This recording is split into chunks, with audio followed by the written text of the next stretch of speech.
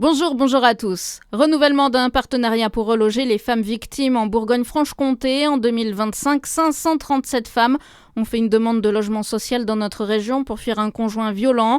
Parmi elles, 261 ont pu bénéficier d'un logement, dont 161 grâce à la Convention et ses associations locales.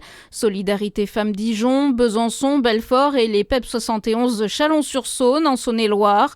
Cette convention consiste à former les bailleurs sociaux et à accompagner les femmes victimes de violences pour leur permettre de retrouver rapidement un logement. Dans le Jura, les violences sur mineurs explosent. Le préfet présentait hier le premier bilan du plan d'action départemental de restauration de la sécurité du quotidien.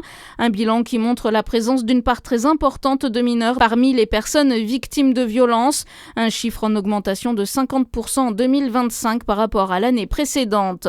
À Besançon, les chercheurs de l'université Marie et Louis Pasteur interpellent les candidats au municipal. Près de 70 chercheurs, des chimistes, géologues, archéologues ou sociologues leur demandent de se positionner sur la transition écologique. Les chercheurs déplorent la montée du climato-scepticisme pour chacune de leurs propositions. Le collectif propose des actions à mettre en place. La Bourgogne-Franche-Comté placée en fin de journée en vigilance jaune neige et verglas. Le phénomène devrait commencer dès 18h pour le Doubs, le Jura et la Saône-et-Loire. La vigilance sera déclenchée dès 15h pour la Côte d'Or. Du gel alors qu'en Côte d'Or, plusieurs tronçons de routes sont encore inondés. Prudence donc sur les routes. Dans votre actualité aussi, 182 000 foyers toujours privés d'électricité en France. La tempête Nils continue de s'abattre sur l'ouest du pays. La Gironde et le Lot-et-Garonne sont toujours placés en alerte rouge pour crue par Météo France.